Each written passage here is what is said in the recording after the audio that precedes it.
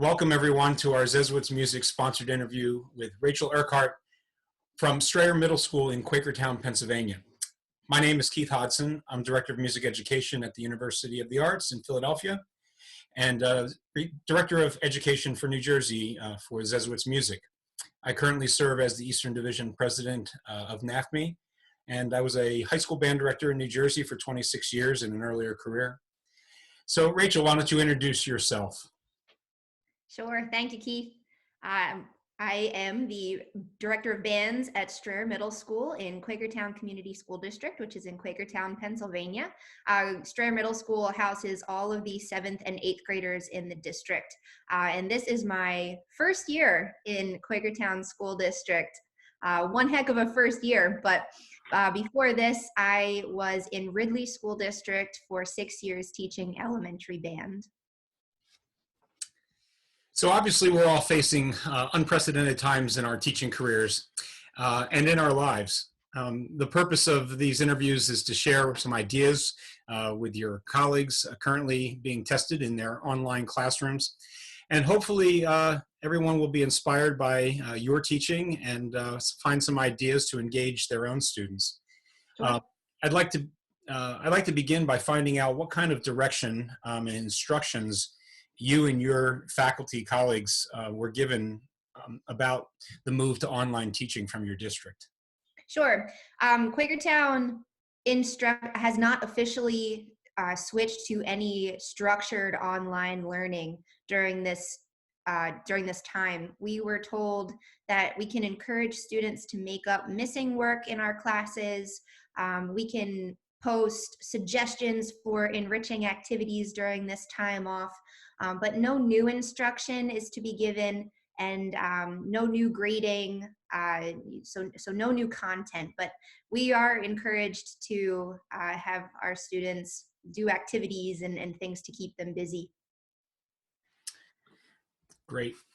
Tell us how and when you reached out to your students for the first time during this transition, and how you addressed them and what kind of reactions that you got from your students. Sure. I have a couple forms of social media for my bands.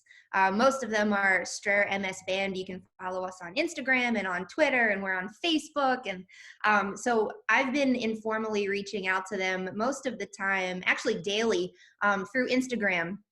And most of it is just making sure, are you okay? This happened really abruptly for all of us, and I think that the uncertainty is very unsettling for them.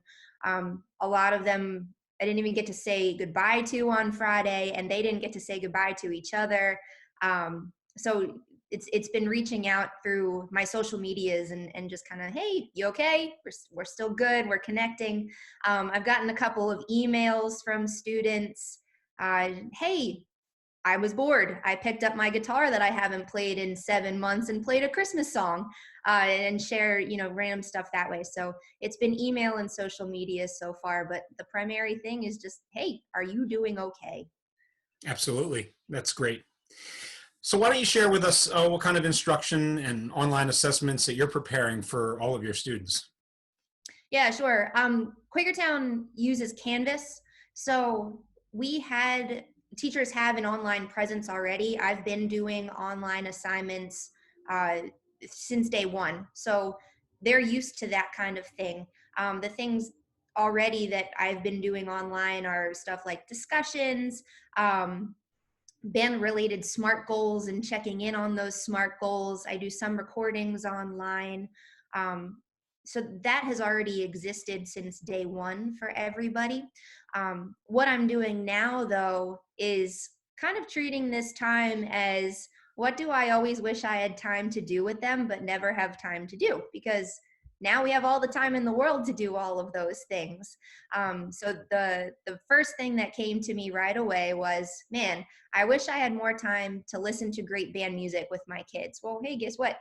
They can listen to great band music now. They've got time. So on my Instagram, I started a daily voting game where I'll post two really well-known works for wind band, and they just like the post of whichever one they like better.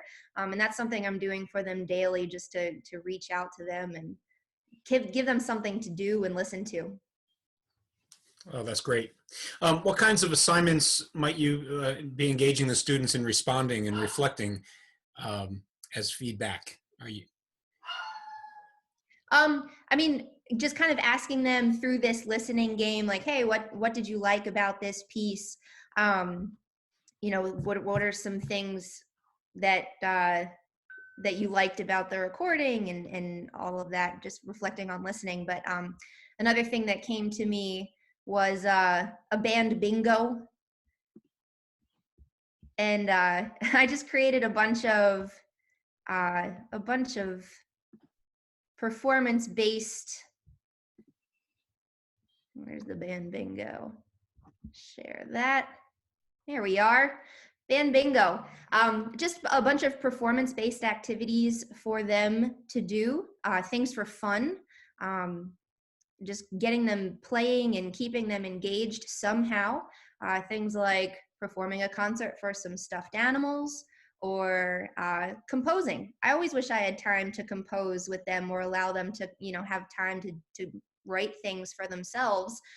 So encouraging composing, learning scales that we never play in, like your concert F sharp scale, visiting J.W. Pepper and picking out some pieces that we could potentially play. Just all of those things that we never have time to do. So band bingo.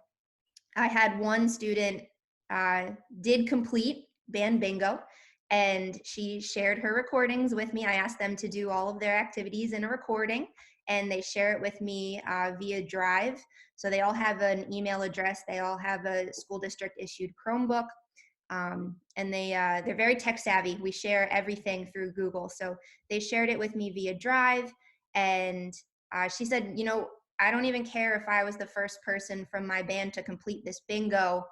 It was just something fun. I learned some things. I looked up some things. It was just something fun to do while we're away from each other. So that was really cool feedback from her.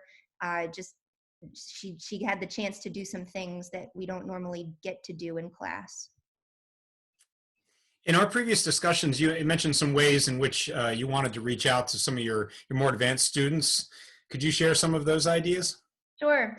I was looking for a way, just again, all optional, nothing required, but looking for ways to keep them engaged through music during this time, because I know music is something they look forward to during the school day. And if we can't do that together, I was trying to find ways to provide that to them at home.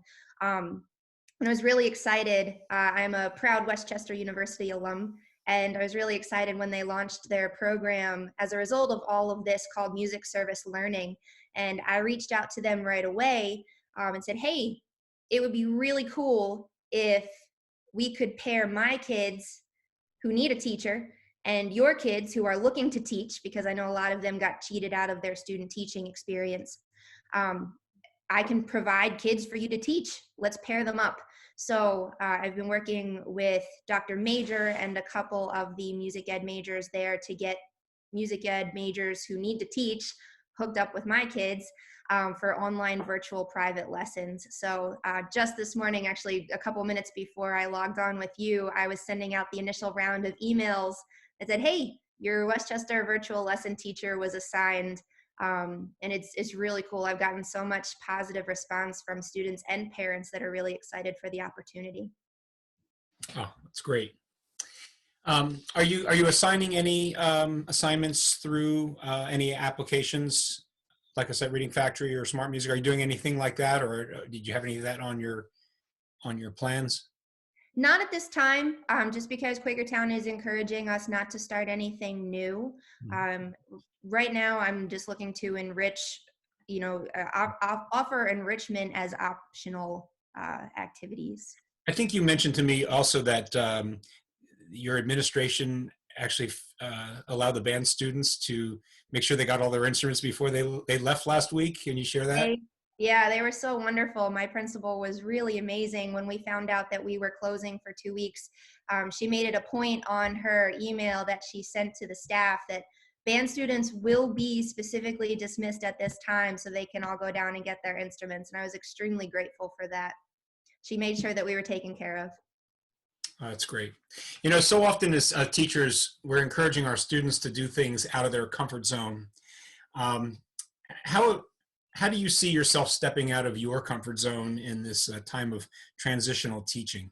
Sure. Well, I mean, this whole time is out of everybody's comfort zone. So, it's not just me. I think everybody's kind of stepping up to do great things. But sitting at home the other night, and my husband is a percussionist. I am not. I'm a non-band director or non-percussionist band director, but he is the caption head for Kutztown University's battery, or their marching unit. And he was working on some rudiments, and he was working on his book reports. And I look over and he says, "Come here, I'll teach you how to play a book report."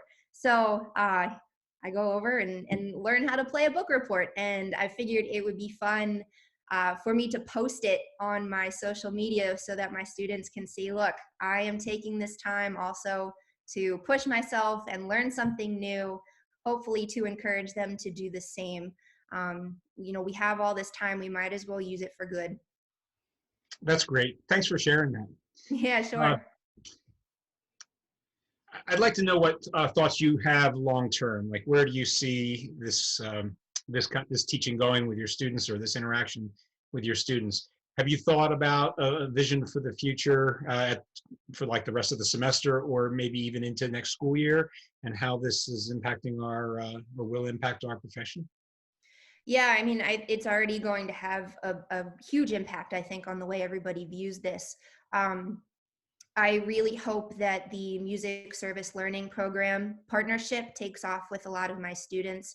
Already in 2 days of promoting it, I've had probably close to 20 students say that they were interested to take advantage of these lessons. So I hope that's something that really blows up and gets popular with them, because I think it's a great thing. I'm going to continue to do all of the Canvas assignments that I've been doing online and keep that as normal as possible for the students, which I think is really important during this time of uncertainty. So, hey, business as usual. Once we get the go ahead from Quakertown that we can continue to post assignments and do all of that. Long term, I think we're going to have to get creative for concerts and performances, and looking beyond for ensemble rehearsals and things like that.